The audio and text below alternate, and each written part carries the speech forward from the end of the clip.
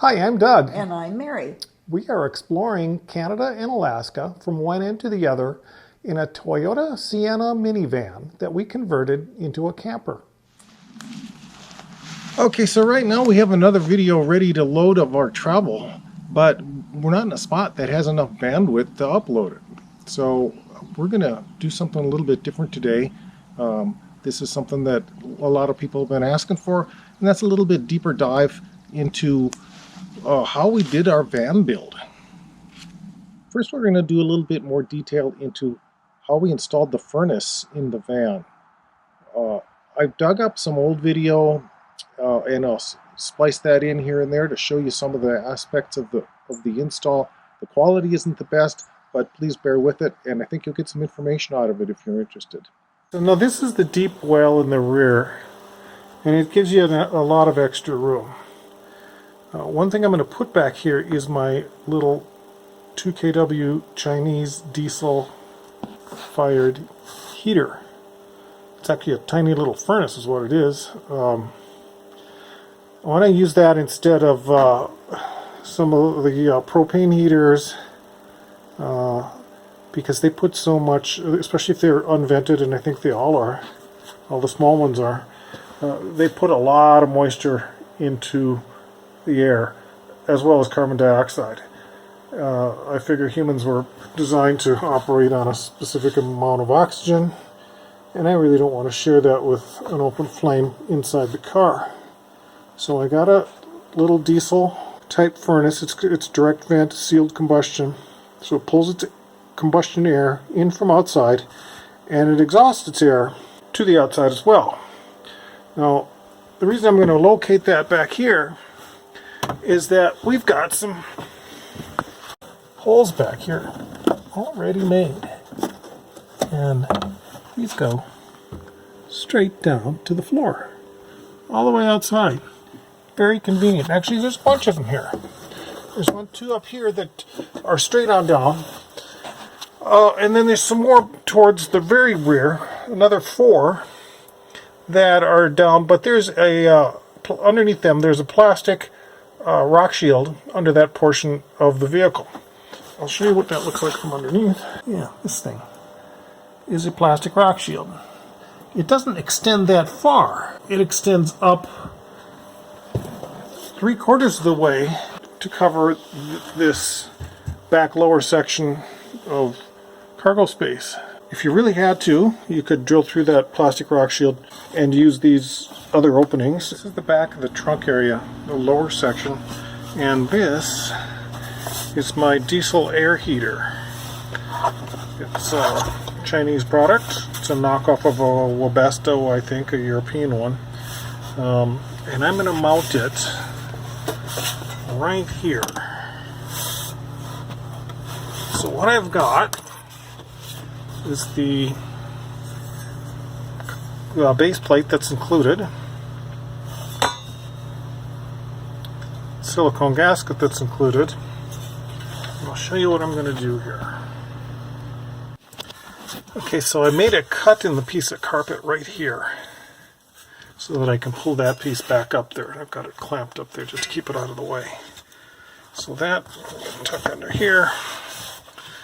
This is where my base plate is going to go.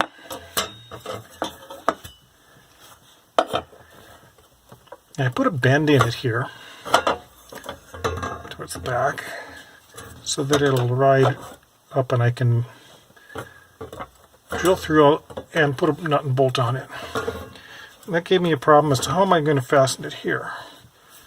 So I cut a piece of 2" by half or 1/8 inch flat metal, did some screws in the right spots, tapped these 2 center ones with a 1/4 inch coarse thread, and it is going to mount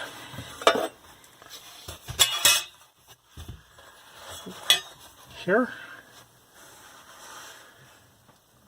and here, where the hold downs for the seat were, the bolts that held down the seat. There. And there. This is going to go on top. and bolt through those holes, and we should be set. Okay, so I've got these just finger tight. That's where that's going to go. And I can mark my holes for mounting and for drilling for the exhaust and the combustion air. That one's going to go about here.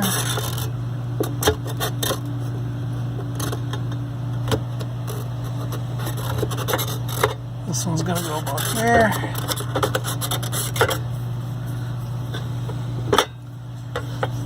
Then we have mounting holes here.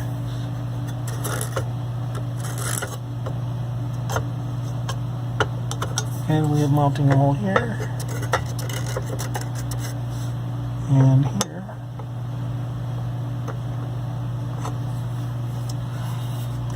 And we'll make those holes and we'll see what it looks like.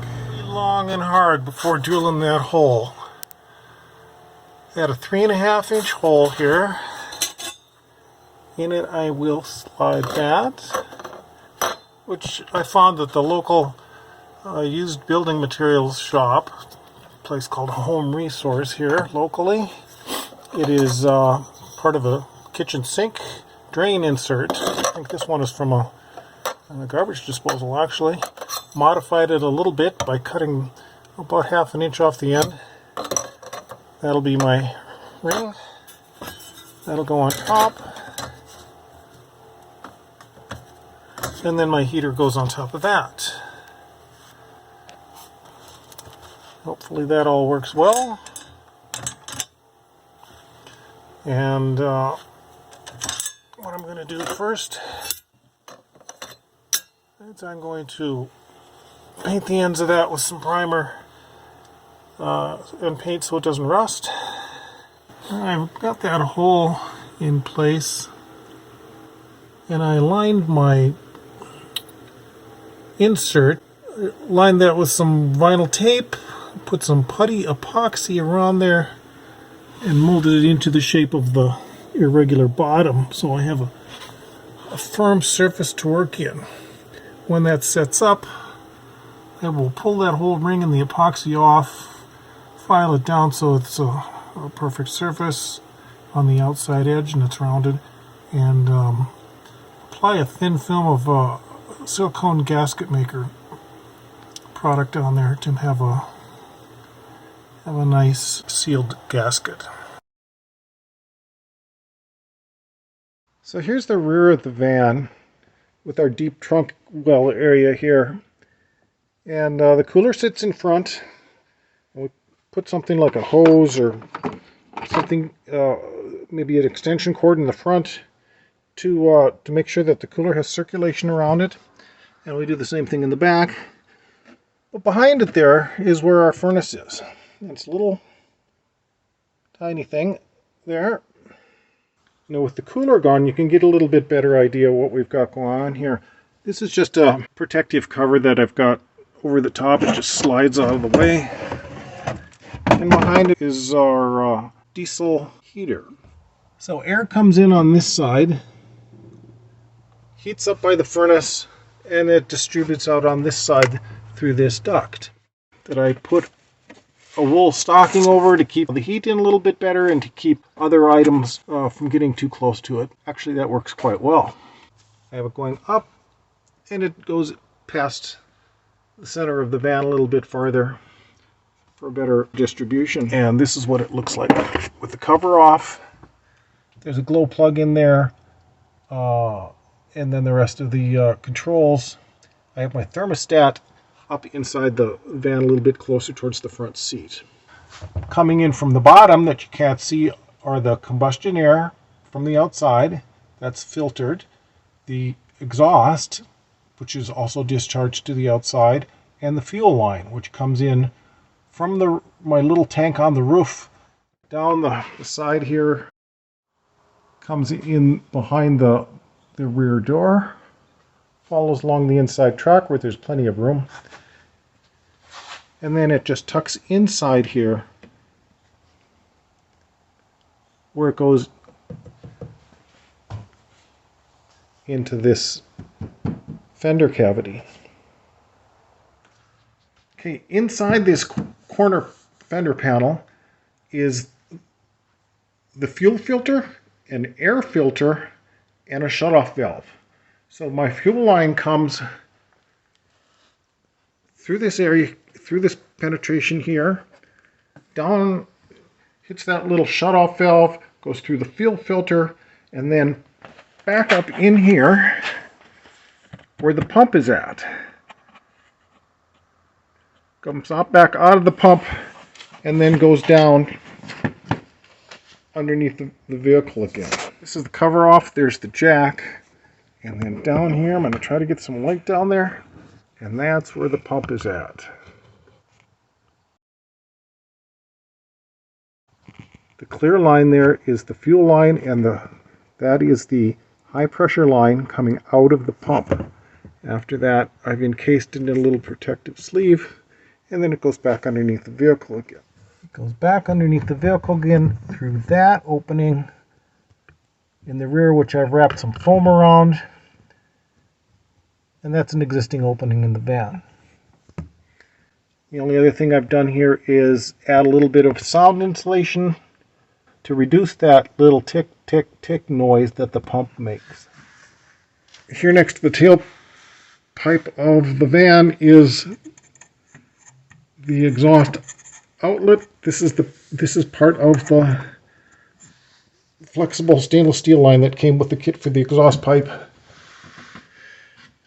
got it tied up, and it comes out of the heater, it goes down, and then it goes back up. Normally that's counter to what the instructions say, but I put the muffler for it with the drain hole at the bottom at the low point, and I have a second muffler connected with a short piece of pipe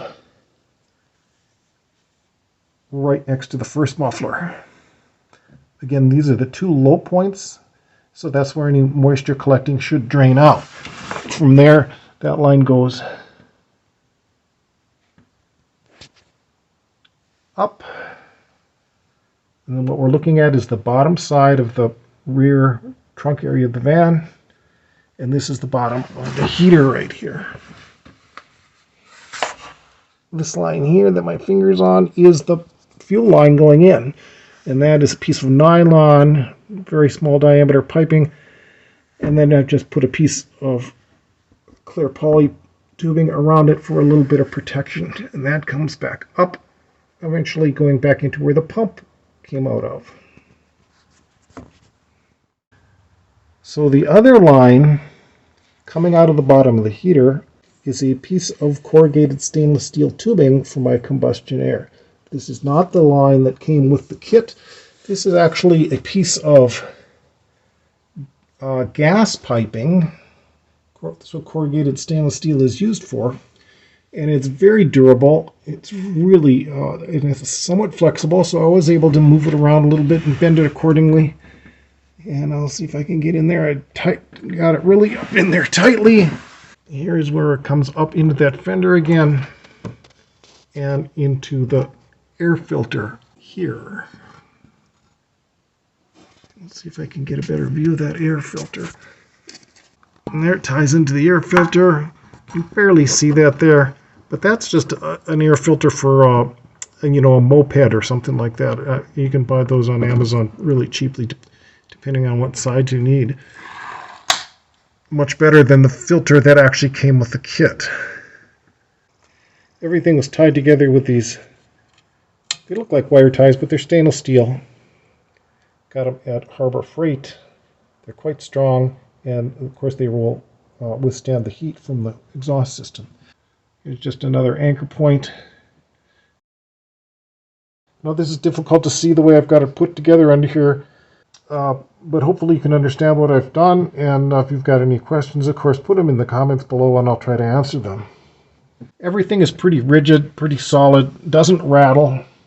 It's it's higher than any of the other low points of the van, so it's not subject to any damage.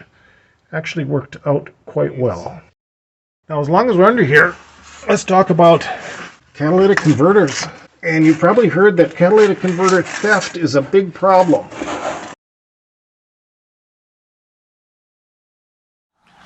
Okay, one of the problems we faced when we installed the lift kit was a kind of an unintended consequence of having a higher ground clearance.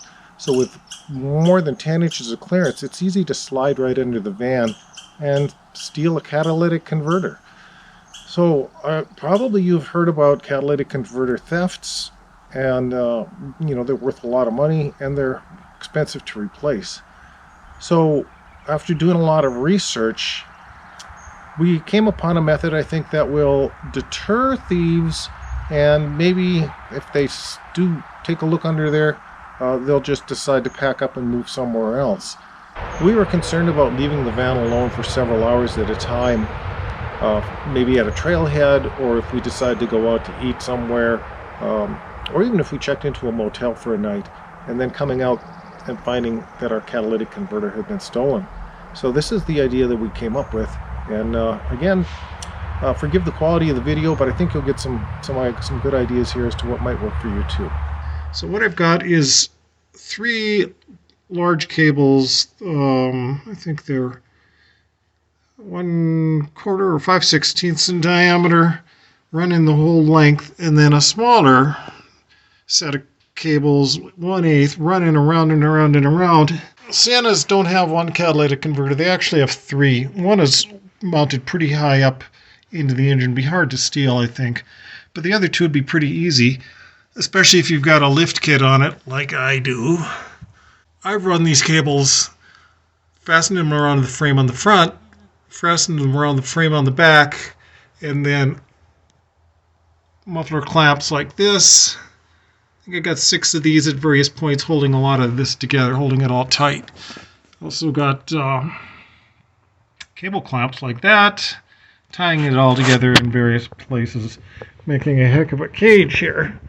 It'd be pretty tough for somebody to cut that out with a sawzall.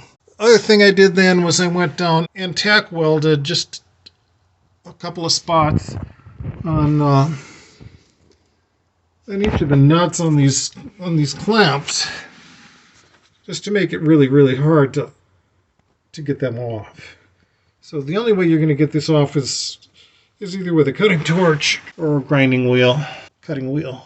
And that would be pretty difficult, causing, a lot of commotion and a lot of sparks and stuff. So I don't think that's the tool of choice when people are stealing these catalytic converters.